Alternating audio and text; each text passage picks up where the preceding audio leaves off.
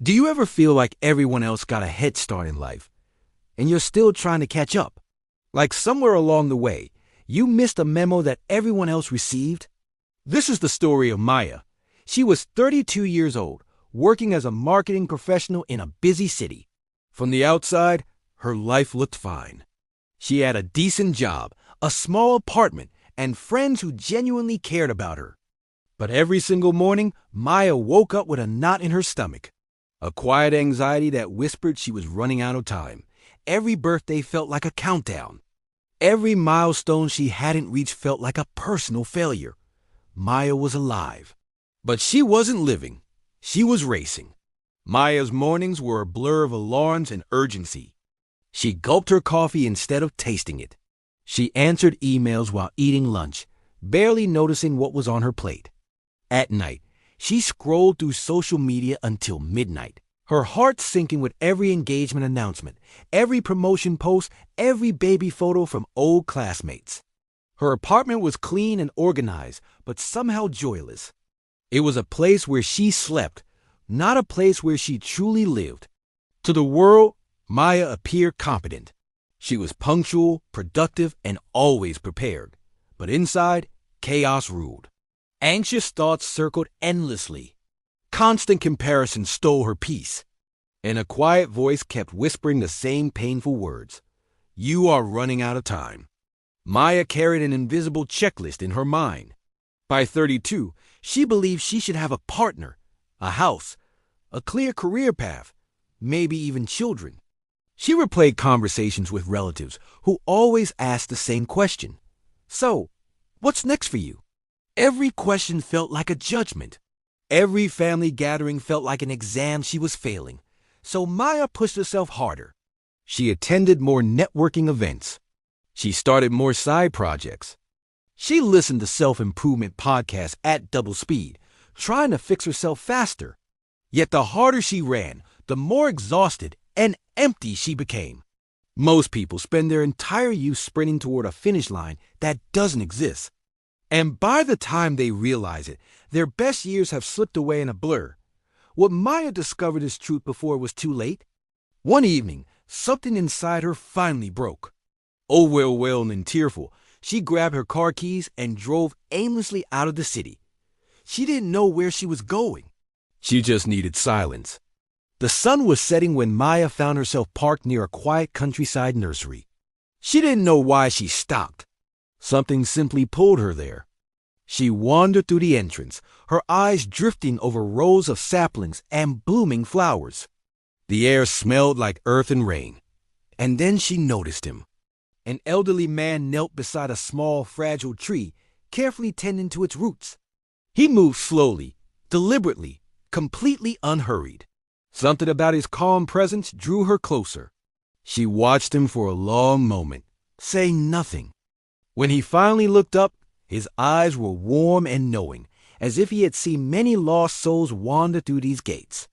He introduced himself as Arthur, the nursery's owner for over 40 years. Without Maya speaking a single word about her troubles, he gestured to the bench beside him and said gently, You look like someone carrying a very heavy clock. Maya sat down, unsure what to say. Arthur didn't push. Instead, he pointed to two trees nearby. One was tall and impressive, with thick branches reaching toward the sky. The other was small, slender, barely reaching Maya's waist. That tall one is 15 years old, Arthur said. This little one is only 3. He turned to her with a gentle gaze. Tell me, is the smaller tree failing? Maya hesitated, then slowly shook her head. Arthur smiled. Then why do you believe you are? He shared his own story. In his 20s, he compared himself constantly to faster-growing friends. He rushed into a career he hated. He married too quickly, and the marriage crumbled.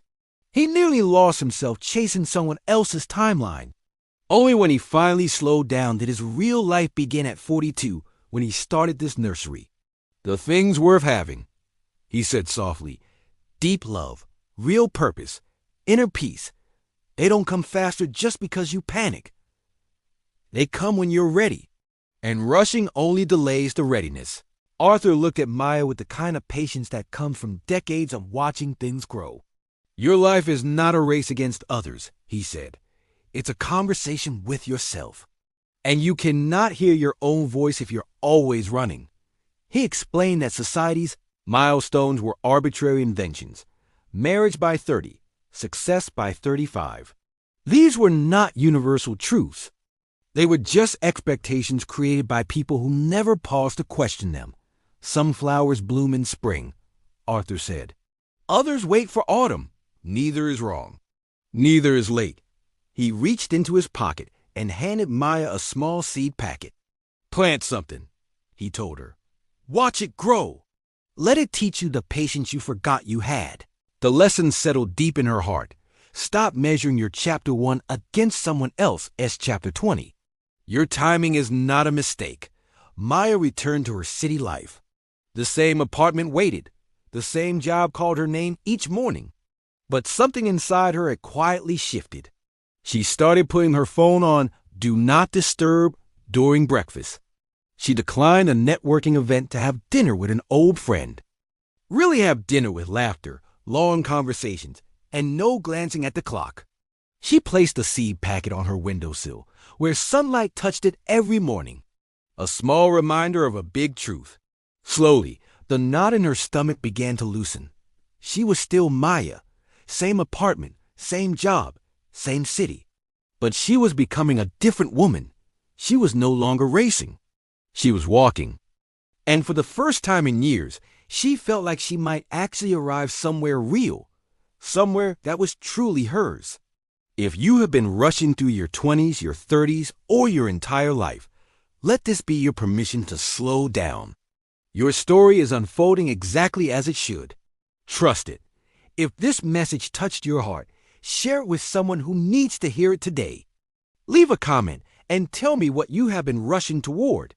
And if you haven't already, subscribe and join this community of gentle souls choosing peace over pressure.